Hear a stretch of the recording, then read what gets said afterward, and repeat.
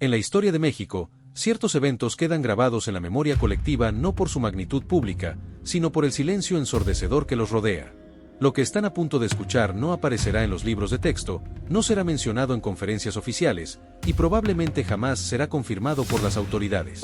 Si aman a México y quieren conocer la verdad que se oculta en los pasillos del poder, les invito a que se suscriban a este canal, porque lo que revelaremos hoy cambiará para siempre su percepción sobre la guerra contra el crimen organizado en nuestro país. La Secretaría de Marina, una de las instituciones más respetadas y menos corrompidas del país según los análisis de organismos internacionales de transparencia, había mantenido durante años una reputación casi intocable. La Marina había sido la punta de lanza en operaciones de alto impacto contra líderes del narcotráfico, desde la caída de Arturo Beltrán Leiva en 2009 hasta la recaptura de Joaquín El Chapo Guzmán en 2016. Sin embargo, en los círculos más cerrados de la inteligencia nacional, comenzaban a surgir rumores inquietantes, susurros que hablaban de infiltración en niveles que nadie había imaginado posible.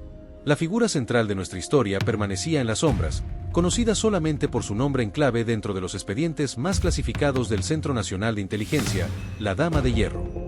Este apodo no era fortuito ni casual. Hacía referencia a una mujer de rango medio alto dentro de la estructura operativa de la Secretaría de Marina, una oficial que había ascendido los rangos con una eficiencia notable, demostrando capacidades excepcionales en análisis táctico, coordinación de operativos y manejo de información clasificada.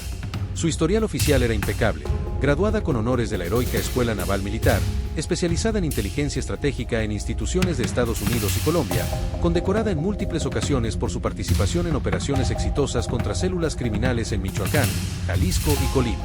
Era, en papel, la oficial modelo, el ejemplo perfecto de lo que la Marina representaba para el país. Pero en el mundo del espionaje y el contraespionaje, las apariencias perfectas son frecuentemente las máscaras más peligrosas. Los primeros indicios de que algo no estaba bien comenzaron a aparecer en septiembre de 2024, casi un año antes de los acontecimientos que nos ocupan. Analistas de la Agencia de Investigación Criminal notaron un patrón desconcertante, varios operativos de alto valor que habían sido meticulosamente planeados durante semanas, operaciones que contaban con la participación coordinada de Marina, Ejército y Guardia Nacional, resultaban sistemáticamente en fracasos inexplicables. Los objetivos no estaban en las ubicaciones donde la inteligencia los había colocado, las rutas de escape que supuestamente estaban bloqueadas de repente se encontraban libres, y en más de una ocasión, las fuerzas federales caían en emboscadas que sugerían que alguien, en algún lugar de la cadena de mando, había compartido información operativa con el enemigo. En octubre de ese mismo año, un operativo en la región de los Altos de Jalisco, diseñado para capturar a un operador financiero de alto nivel del cártel Jalisco Nueva Generación, terminó en una trampa mortal donde 3 elementos de la Marina perdieron la vida y otros 7 resultaron gravemente heridos. La investigación interna que siguió fue exhaustiva pero infructuosa. No se encontraron evidencias concretas de filtración, pero la semilla de la sospecha había sido plantada en las mentes de los comandantes más experimentados. Fue entonces cuando Mar García Harfuch, conocido por su metodología casi obsesiva en el análisis de patrones y su desconfianza hacia las coincidencias, decidió iniciar una investigación paralela y completamente compartimentada, conocida solamente por un círculo de no más de 5 personas de su más absoluta confianza. Esta célula de inteligencia, que operaba al margen de los canales oficiales precisamente para evitar cualquier posible filtración, comenzó a rastrear meticulosamente cada operación fallida, cada movimiento sospechoso, cada anomalía en los protocolos de información clasificada.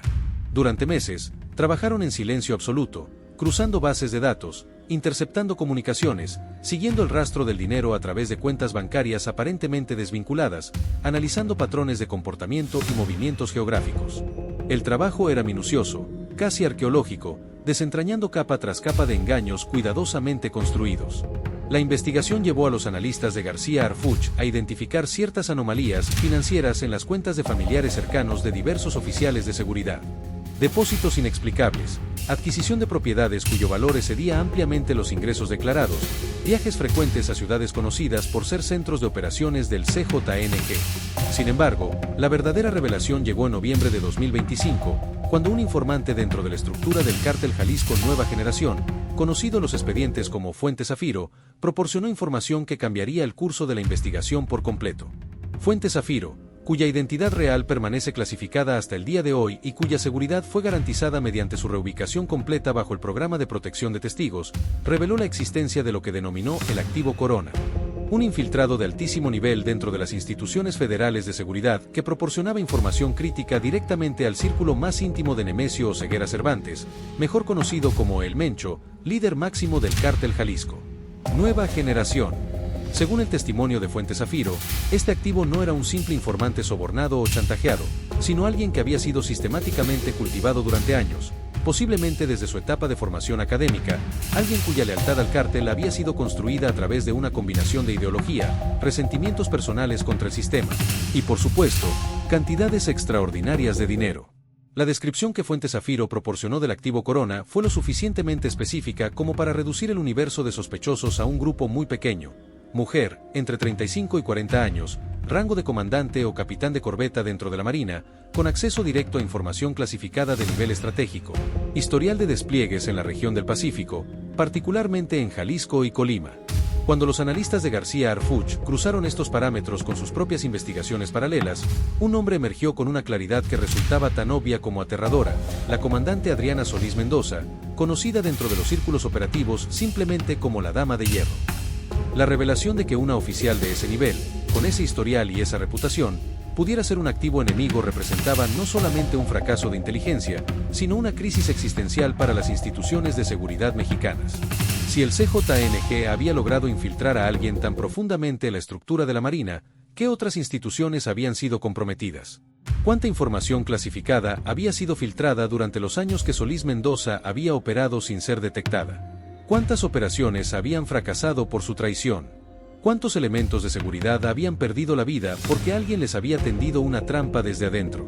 Estas preguntas atormentaban a García Harfuch mientras planificaba los siguientes pasos de la operación. La situación era delicada en múltiples niveles. Por un lado, la captura de Solís Mendoza debía ser ejecutada con absoluta precisión para evitar que destruyera evidencia o alertara a sus contactos dentro del cártel. Por otro lado, la coordinación con la propia Marina era necesaria, pero hacerlo a través de los canales normales podría alertar a la sospechosa o a otros posibles infiltrados. García Harfuch necesitaba encontrar un interlocutor dentro de la Marina que estuviera por encima de cualquier sospecha, alguien cuya lealtad al país fuera incuestionable y cuya discreción fuera absoluta. La decisión de contactar directamente al almirante secretario de Marina fue tomada después de semanas de deliberación. Era una jugada arriesgada porque implicaba romper protocolos establecidos de coordinación interinstitucional, pero la gravedad de la situación justificaba medidas excepcionales. Los primeros días de diciembre transcurrieron en una tensión silenciosa mientras García Harfuch y su equipo ultimaban los detalles de lo que habían denominado Operación Madrugada Escarlata. El plan era ambicioso, no solamente capturar a Solís Mendoza, sino hacerlo de tal manera que se pudiera asegurar toda la evidencia digital y física que pudiera vincularla con el CJNG, identificar a sus contactos dentro del cártel, y potencialmente descubrir si existían otros infiltrados en las instituciones federales. Para lograr esto, necesitaban timing perfecto y coordinación absoluta. La vigilancia sobre Solís Mendoza se intensificó durante la segunda semana de diciembre.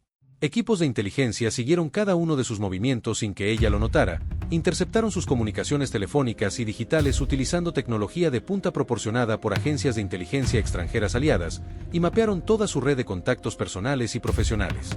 Lo que descubrieron confirmó sus peores sospechas y agregó nuevas capas de complejidad al caso. Solís Mendoza mantenía comunicación regular con al menos 3 individuos que los analistas identificaron como operadores de inteligencia del CJNG, utilizando sistemas de encriptación sofisticados y protocolos de comunicación que evidenciaban entrenamiento profesional en contrainteligencia. Más alarmante aún, las comunicaciones interceptadas revelaban que Solís Mendoza estaba planeando un viaje a Guadalajara para mediados de diciembre, supuestamente para visitar a familiares, pero la intercepción sugería que el verdadero propósito era una reunión presencial con sus manejadores dentro del cártel. Esta información aceleró los tiempos de la operación porque representaba tanto una oportunidad como un riesgo. La oportunidad de capturarla con evidencia fresca de sus contactos criminales, pero el riesgo de que durante ese viaje pudiera recibir órdenes de escapar del país, o peor aún, que el cártel decidiera eliminarla para evitar que fuera capturada y testificara. Fue en este contexto de urgencia y tensión máxima que ocurrió el evento que da título a este expediente, la llamada de las 3 de la madrugada del jueves 19 de diciembre de 2025. García Harfuch había pasado las últimas 72 horas prácticamente sin dormir, revisando cada detalle del plan operativo, verificando personalmente la confiabilidad de cada elemento que participaría en la captura, asegurándose de que no existiera ninguna posibilidad de filtración que pudiera alertar al objetivo. Sus escoltas personales estaban acostumbrados a ver a su jefe trabajar hasta altas horas de la madrugada, pero incluso para los estándares de García Harfuch, estos últimos días habían sido excepcionalmente intensos. En su oficina, rodeado de monitores que mostraban feeds en tiempo real de la vigilancia sobre Solís Mendoza, mapas de la ciudad con rutas de interceptación marcadas, y expedientes físicos que contenían años de investigación, García Harfuch tomaba su sexta o séptima taza de café de la noche cuando su teléfono celular seguro, un dispositivo especial utilizado exclusivamente para comunicaciones clasificadas con otros secretarios de Estado y mandos militares de alto nivel, comenzó a vibrar con la intensidad característica de una llamada entrante prioritaria. La pantalla mostraba un código alfanumérico en lugar de un nombre, pero García Harfuch reconoció inmediatamente la procedencia. Era el almirante secretario de Marina llamando desde su línea de emergencia personal. Esto en sí mismo era inusual porque los contactos previos entre ambos funcionarios habían sido coordinados con anticipación y realizados en horarios convencionales o durante reuniones del gabinete de seguridad. Una llamada a las 3 de la madrugada solamente podía significar una cosa: algo había salido terriblemente mal o estaba a punto de salir mal. García Harfuch contestó al segundo timbre, su voz controlada pero con ese tono de alerta que desarrollan las personas acostumbradas a manejar crisis. La conversación que siguió duraría exactamente 17 minutos y cambiaría completamente el curso de la Operación Madrugada Escarlata. Años después, cuando un historiador investigador especializado en cuestiones de seguridad nacional obtuvo acceso parcial a documentos desclasificados relacionados con este caso, encontraría en los archivos una transcripción parcial de esta llamada, con secciones completas redactadas por razones de seguridad nacional, pero suficiente contenido visible como para reconstruir la esencia de lo que se discutió aquella madrugada. La voz del almirante, normalmente calmada y medida, sonaba tensa, casi urgente. Las primeras palabras fueron directas y sin preámbulos. Ingeniero, tenemos un problema grave. Solís Mendoza sabe que está siendo investigada. El corazón de García Harfuch debió haber dado un vuelco en ese momento, aunque su voz no lo traicionó cuando preguntó cómo había obtenido el almirante esa información y qué tan confiable era la fuente. La respuesta fue devastadora. Hacía menos de 2 horas, el jefe del Estado Mayor de la Marina había recibido un reporte de inteligencia de una fuente independiente, completamente desvinculada de las investigaciones de García Harfuch, que indicaba que Solís Mendoza había hecho comentarios preocupantes a otro oficial durante una conversación privada, sugiriendo que sentía que estaba siendo vigilada y que consideraba solicitar un permiso de ausencia indefinido por razones personales. Esto podía interpretarse de 2 maneras igualmente problemáticas: o Solís Mendoza había detectado la vigilancia a través de su entrenamiento en contrainteligencia, o alguien dentro del círculo de conocimiento de la operación había filtrado información sobre la investigación, alertándola indirectamente. En cualquier caso, el factor sorpresa, elemento crucial para el éxito de la operación, estaba comprometido. García Harfuch y el almirante pasaron los siguientes minutos evaluando opciones. Posponer la captura era arriesgado porque le daba tiempo a Solís Mendoza para destruir evidencia, alertar a sus contactos en el CJNG, o simplemente desaparecer. Acelerar la captura sin la preparación adecuada podía resultar en un operativo deficiente que no asegurara toda la evidencia necesaria o que incluso pusiera en peligro a los elementos que participarían en la detención. Pero había una tercera opción, más audaz y arriesgada, que García Harfuch propuso durante esa llamada de madrugada: ejecutar la captura inmediatamente, antes del amanecer, aprovechando que Solís Mendoza se encontraba en su residencia personal en la Ciudad de México y probablemente dormida, sin dar tiempo a que pudiera reaccionar o activar cualquier protocolo de escape que tuviera preparado. El almirante escuchó la propuesta en silencio durante varios segundos antes de responder, y en ese silencio se jugaba no solamente el destino de la operación, sino potencialmente la estabilidad de una de las instituciones más respetadas del país.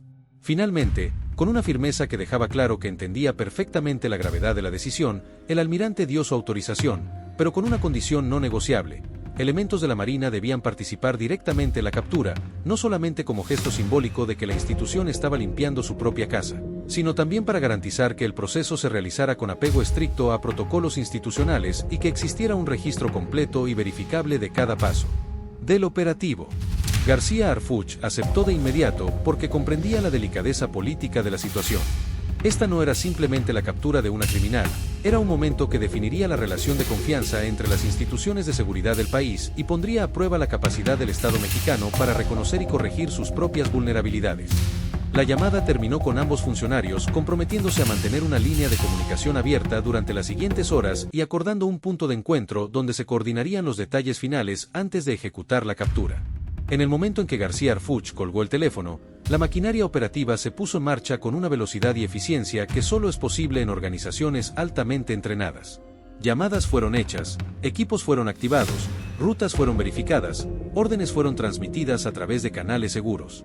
A las 3:37 de la madrugada, 3 vehículos no identificados salieron del estacionamiento subterráneo de la Secretaría de Seguridad y Protección Ciudadana, llevando a un equipo táctico de élite específicamente seleccionado para esta misión. Paralelamente, desde una base naval en las afueras de la Ciudad de México, un contingente de infantería de marina, comandado personalmente por un oficial de confianza absoluta del almirante, se dirigía hacia el mismo punto de convergencia. A las 4:12 de la madrugada, ambos grupos se encontraron en una zona industrial desierta al norte de la ciudad, lejos de miradas indiscretas. Allí, bajo la luz tenue de los postes de alumbrado público y con la ciudad todavía sumida en el sueño, García Harfuch se reunió cara a cara con el capitán de navío que comandaba el grupo de marina. La conversación fue breve y profesional. Se revisaron mapas, se asignaron responsabilidades específicas, se verificaron comunicaciones y se acordó la señal que daría inicio al operativo. A las 4:35, los vehículos se pusieron en marcha hacia su objetivo final, una residencia de clase media alta en la Colonia del Valle, donde la comandante Adriana Solís Mendoza supuestamente dormía sin saber que su mundo estaba a punto de colapsar sobre ella. El convoy se movió en silencio a través de las calles vacías de la madrugada capitalina, cada vehículo manteniendo distancias calculadas, las comunicaciones reducidas al mínimo indispensable, las luces mantenidas en modo discreto. Los integrantes del equipo táctico revisaban mentalmente sus roles, verificaban su equipo por enésima vez, conscientes de que cualquier error en los próximos minutos podría comprometer no solamente la operación sino potencialmente sus propias vidas. A las 4:53, el convoy llegó a una posición a 2 calles de distancia del objetivo. Los vehículos se estacionaron en posiciones estratégicas que bloqueaban las posibles rutas de escape mientras equipos a pie se desplegaban silenciosamente para asegurar el perímetro.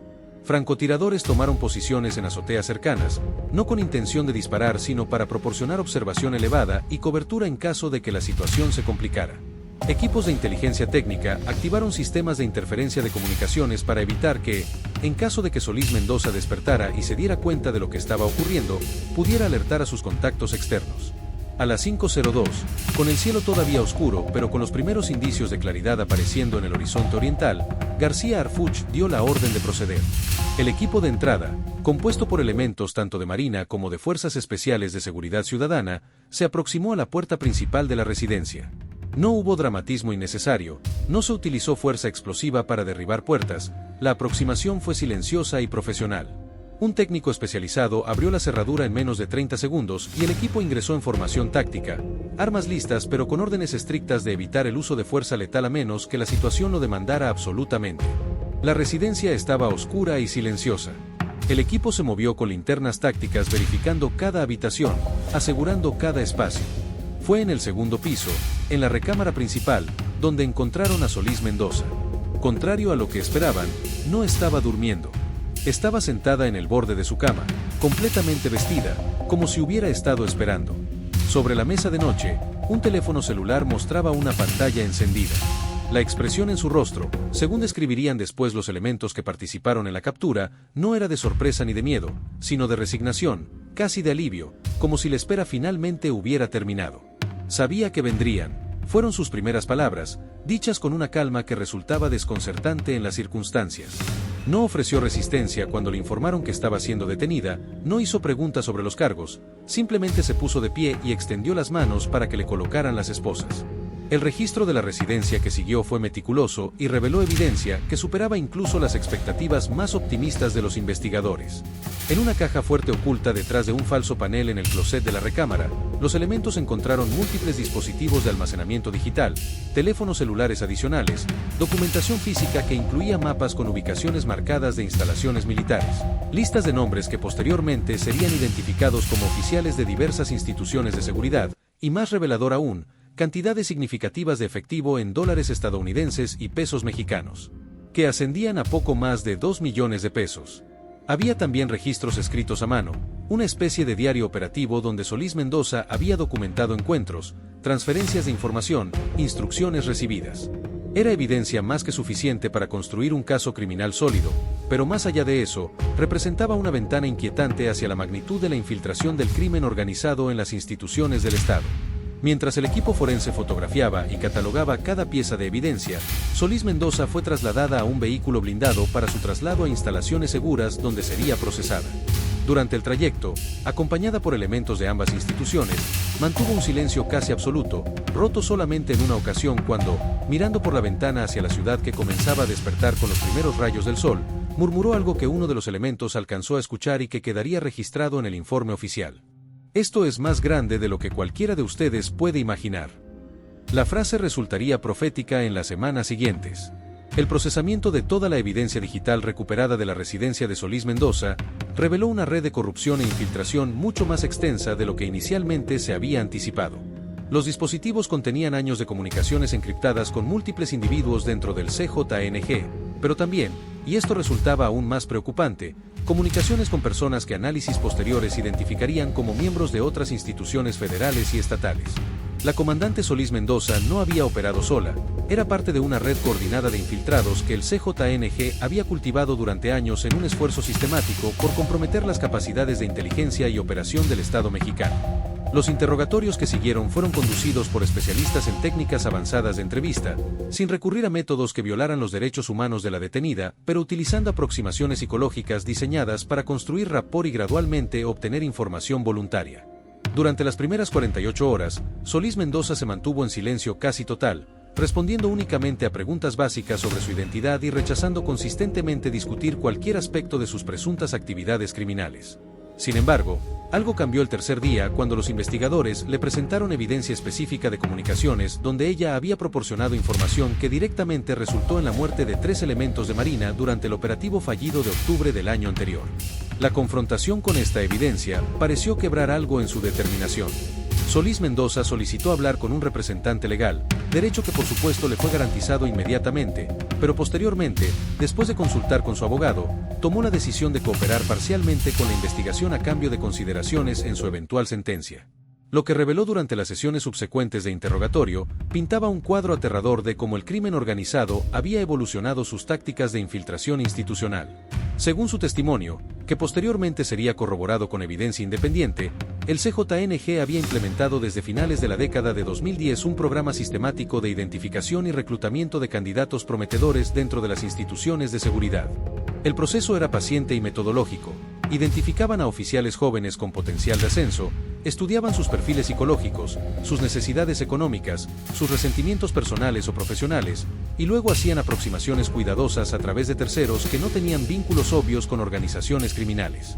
En su caso particular, Solís Mendoza explicó que el primer contacto se había producido hace casi 8 años, poco después de su graduación de la Escuela Naval, cuando una persona que se presentó como empresario le ofreció ayuda para resolver problemas financieros de su familia a cambio de favores que inicialmente parecían menores e inofensivos. Información sobre protocolos de seguridad en instalaciones navales, detalles sobre procesos de ascenso y evaluación, nada que pareciera directamente criminal. Pero como ocurre en estos casos, la relación progresó gradualmente hacia solicitudes más comprometedoras, y para cuando Solís Mendoza se dio cuenta de la verdadera naturaleza de quienes la habían reclutado, ya estaba demasiado comprometida como para retirarse sin enfrentar consecuencias devastadoras. Había aceptado dinero, había proporcionado información clasificada, había cruzado líneas de las que no había retorno posible. La decisión de continuar no fue producto de ideología o simpatía hacia el crimen organizado, según su propio testimonio, sino de una combinación de miedo a las represalias. Intentaba retirarse, adicción al dinero que le proporcionaban cantidades que multiplicaban por 10 su salario oficial, y una racionalización psicológica donde se convenció a sí misma de que la información que proporcionaba no resultaba realmente en daño tangible. Esta última ilusión se hizo añicos cuando se le presentó la evidencia de cómo su información había contribuido directamente a la muerte de sus propios compañeros. El testimonio de Solís Mendoza permitió identificar a otras 3 personas dentro de instituciones federales que también operaban como infiltrados del CJNG, aunque en niveles menos críticos que el suyo. Las capturas subsecuentes se realizaron en operaciones coordinadas durante las siguientes 2 semanas, antes de Navidad, en un esfuerzo por desmantelar la red antes de que otros miembros pudieran ser alertados y escapar. Cada captura adicional proporcionaba más piezas del rompecabezas, revelando la extensión de un esfuerzo de infiltración que había operado durante años sin ser detectado completamente. Pero más allá de las capturas individuales, el caso de la Dama de Hierro obligó a las instituciones de seguridad mexicanas a enfrentar verdades incómodas sobre sus propias vulnerabilidades.